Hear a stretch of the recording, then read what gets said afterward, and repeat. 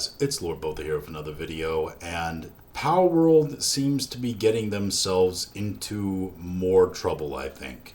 This comes to us from Insider Gaming. Palworld has changed how PAL spheres work in the game. In their latest update, Palworld developers have changed the behavior of PAL spheres while battling Nintendo's patent infringement lawsuit. PAL spheres work like Pokeballs and capture and summon PALs in Palworld. I think just from that statement alone, you could see why Palworld is being sued. However, after version V0.3.11, the PAL spheres will have a different activation. Now, whenever a player uses a PAL sphere, their PAL will be summoned near the player without them needing to throw the sphere. Also, the new update will display a reticle while aiming. According to the latest developments on Nintendo's lawsuit against Palworld, the former has alleged that the latter has infringed 3 different patents and is seeking damages in 10 million yen. They're also seeking injunction in that lawsuit, which is way more important, because that essentially would kill the game of Palworld. Pocketpair replied, stating that they will continue to assert our position in this case through future legal proceedings in the lawsuit. Now, as I was saying, one of the desired outcomes for Nintendo against Palworld is injunction. Basically, they want the patents that Palworld is infringing on to be stopped. One of those, of course, is elements of throwing a sphere, or in this case, what seems to be a Pokeball.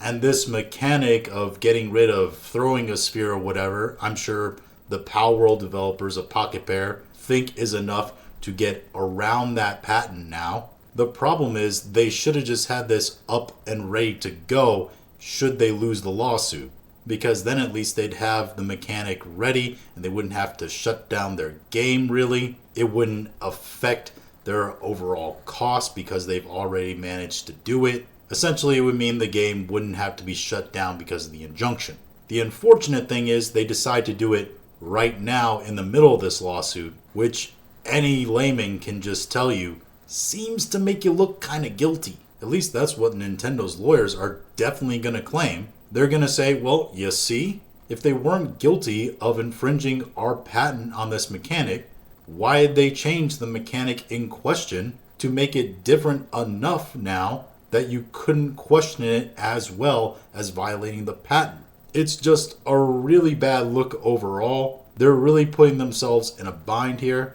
And while it is good that they continue to update and they're saying, hey, we don't really care about this lawsuit, we're going to continue to treat our customers to what they expect from us, and we're going to continue to do our work and our job, it's also important not to sneak these kinds of things in because it seems kind of slimy and it definitely makes you guilty, like I said. I wouldn't be surprised though if they do try to sneak more patent skirting updates about the things they're accused of in future updates. And if this is the course they want to take, then I don't see them winning this lawsuit. But those are just my thoughts on all this. If you have your own thoughts, go ahead and leave them in the comments. If you liked this video, go ahead and like, share, and subscribe. If you didn't like this video, appreciate you watching all of it, and we'll talk to you again later.